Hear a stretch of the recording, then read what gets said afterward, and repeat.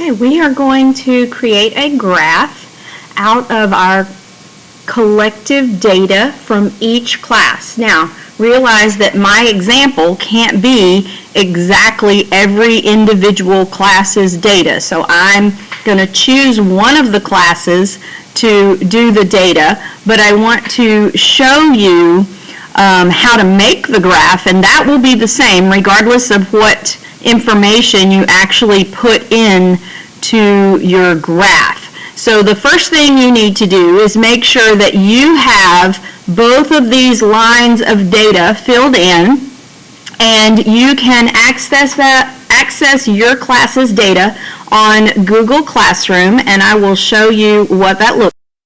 Okay, so when you go to Google Classroom and you open up the assignment that shows the data, it's a Google spreadsheet, and you'll notice there are tabs at the bottom that have each class's data. So what it shows up as the first page is first period's data. So we have their numbers and the frequencies, and then if you click on the second tab, here's the data from second period, and here is the data from third period, which they didn't finish their frequency, so I'm going to do that digitally right now.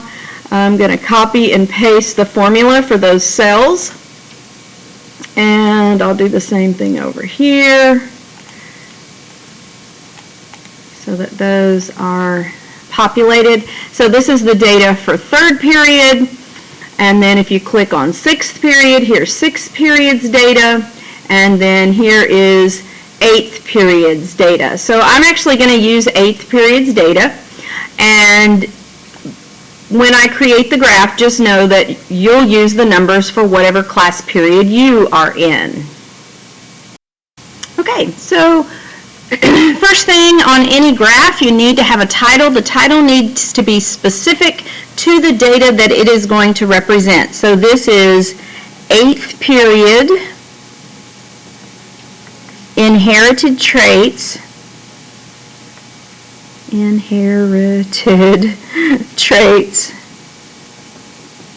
maybe frequency. All right, you have an X and a Y axis that you need to label. So the Y is going to be the frequency that these traits occur, and we're going to do that in percent. And then the X is going to be each of the individual traits, like earlobes and dimples and chin and hairline and finger hair and thumb.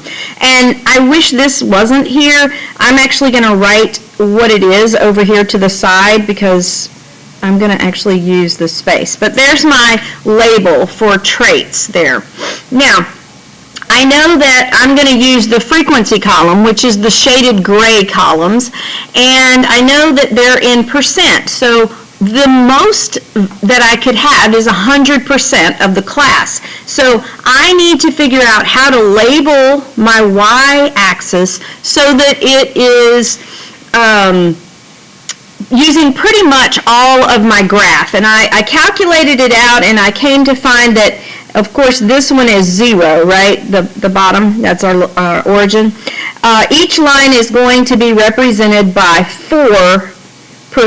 So the first line after the 0 is 4, the next one would be 8, 12, 16, and then 20, okay? So we're just going to count by 4s as we go up this side column, okay? So we had 20 plus 4 is 24, 28, 32, 36, and 40, 44, 48, 52, 56, and 60.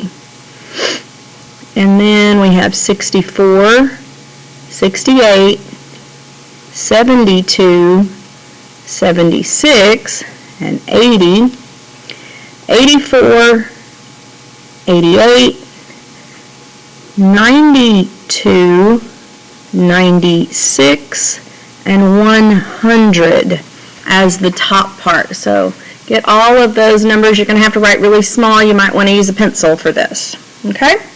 Now, I'm going to use this area to label my traits. So the first trait is going to be representing all of the people that had free earlobes in 8th period.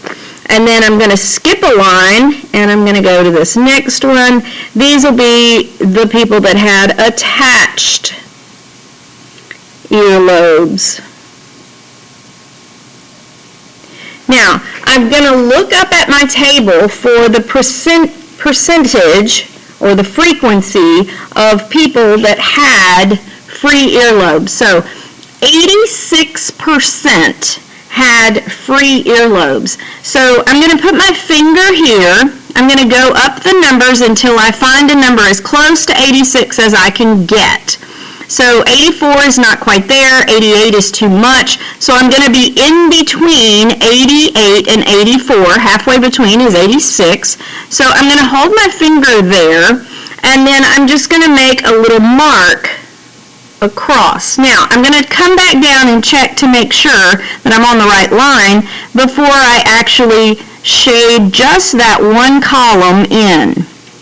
And so this is how I create a bar graph. Literally, this is the first bar in my bar graph.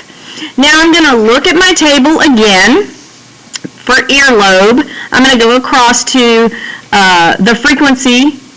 14% had attached earlobes. So here's my line. I've got a 16, I've got a 12. So halfway between 12 and 16 is 14. I'm going to come across, and where my fingers meet, that's where I'm going to make my mark.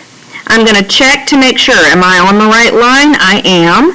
And then I'm going to create a bar.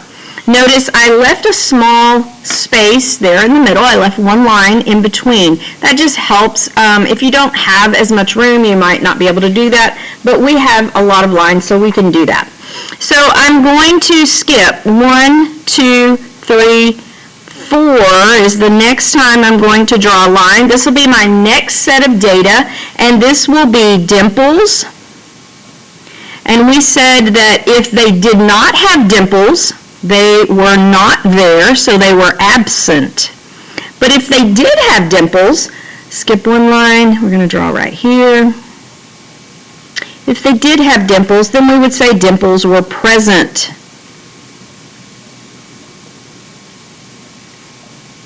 All right, I'm going to look back to my table, and I'm going to get the percentage, 41%. For dimples absent, I'm going to find, here's the line for 40. I'm going to take my fingers where they meet. I need a little more than 40, but not quite half. So I'm going to go just above. Now, I'm going to check and make sure I'm on the right line, because sometimes my vision and these tiny lines, they all look jumbled. And then I'm going to create my bar. Next, I go back to the table. 59% had dimples, so here's my line for that. I've got a 60 where these two meet. Right below the 60 would be 59%. I'm going to check and make sure I'm on the right line. I am. And then I'm going to shade this in. Okay, and so you just keep doing this with the rest of your data.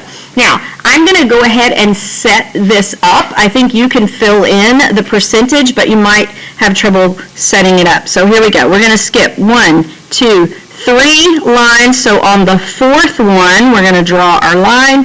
The next is cleft chin. We could even say cleft chin present. That's a tongue twister.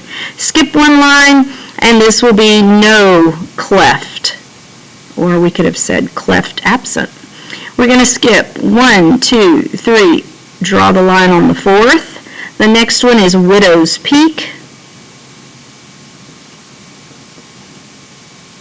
And we're going to skip one line. This will be straight hairline.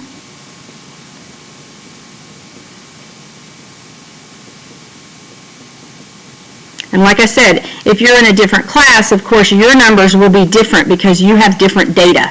All right, I'm going to go 1, 2, 3, 4, and this one will be finger hair present. That means they did have hair on their finger. Skip one line, finger hair absent. Oops, misspelled, absent. There we go. We're going to skip 1, 2, 3, draw on the fourth, and the final one, straight thumb,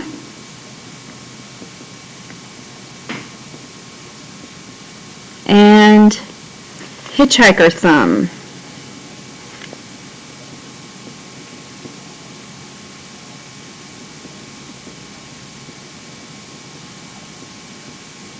All right.